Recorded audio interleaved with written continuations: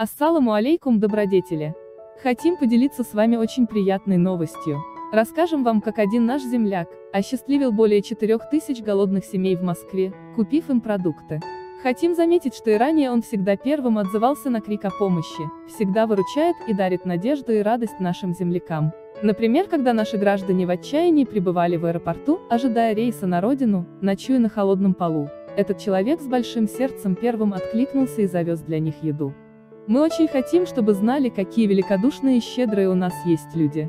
Напишите в комментариях для него теплые слова и сделайте дуа. Пусть Аллах одарит его своей милостью. Приносим ему огромную благодарность от всего народа Таджикистана.